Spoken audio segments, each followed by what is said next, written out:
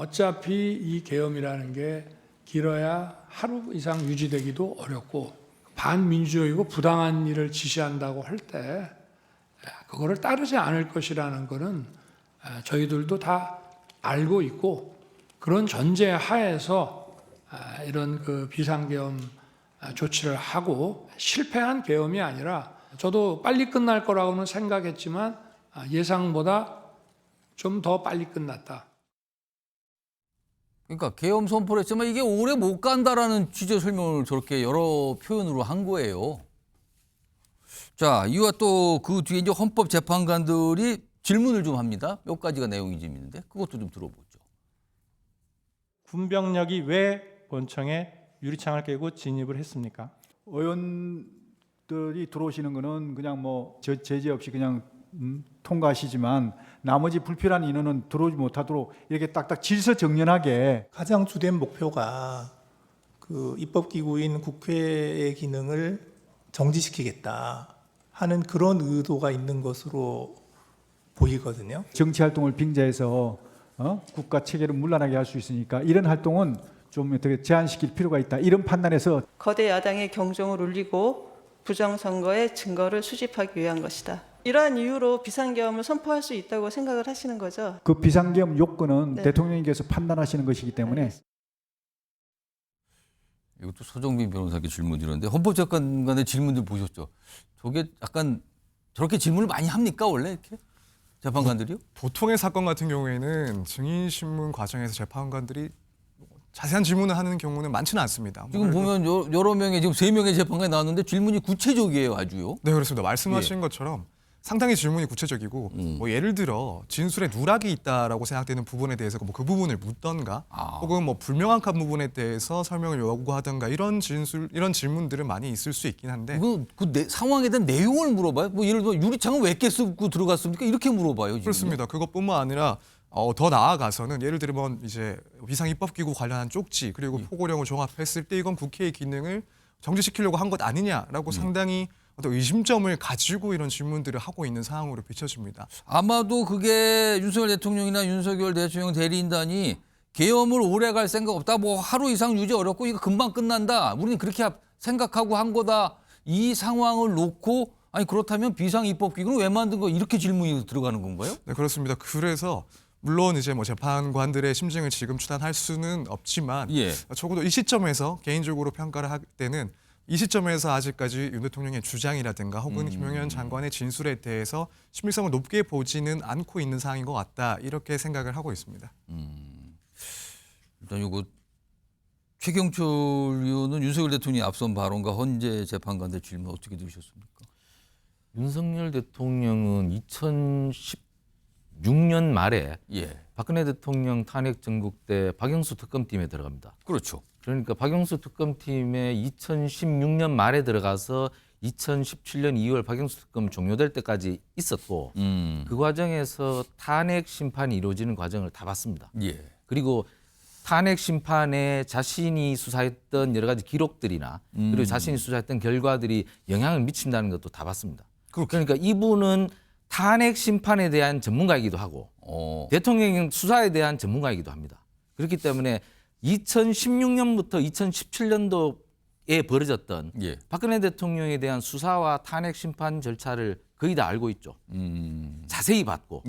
그렇기 때문에 이 부분은 윤석열 대통령은 굉장히 전문가입니다.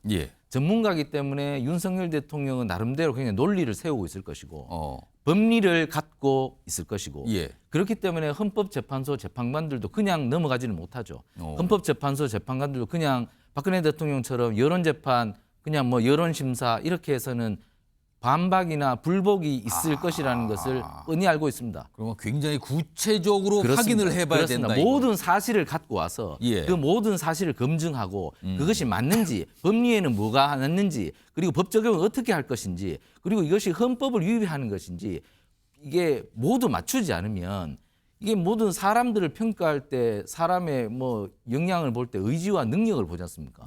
윤석열 대통령은 박근혜 대통령과 달리 지금 자신을 방어하겠다는 의지가 굉장합니다.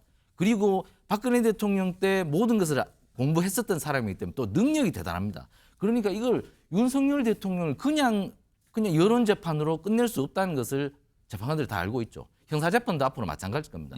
그렇기 때문에 이 방어권을 강력하게 형성하기 때문에 그냥 재판관들도 대충 할 수는 없다. 지금 머리가 막 굉장히 찌긋찌긋할 겁니다. 그렇기 때문에 질문이 굉장히 구체적이고 그 질문에 대한 답변도 상세히 요구받는 것이죠.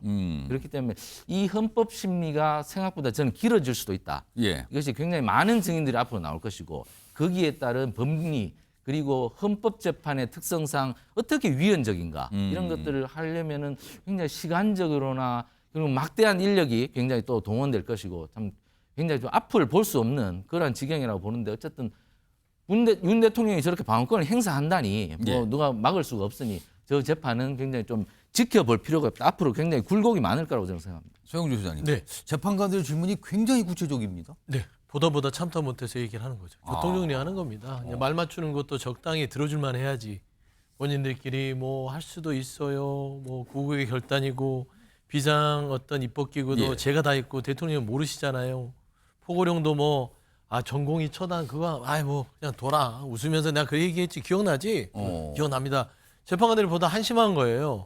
지금 이 주축이 되는 것은 세 분이 공통적으로 국회에 대해서 얘기합니다. 예. 국회를 왜 건드렸느냐.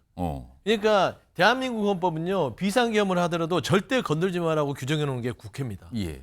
그러니까 비상계엄을 해놓고 나서 국회가 안 열면 국회 통보를 통해서 국회를 열도록 하고 그렇습니다. 그리고 나서 국회가 이 비상계엄에 대해서 의결을 할 수 있는 것을 보장한 다음에 예. 그 다음에 비상계엄이 승인을 받았을 때는 군을 투입하거나 이렇게 신속하게 비상계엄 조치를 하는 거예요. 이게 우리 대한민국 헌법과 법률이 정한 것이에요.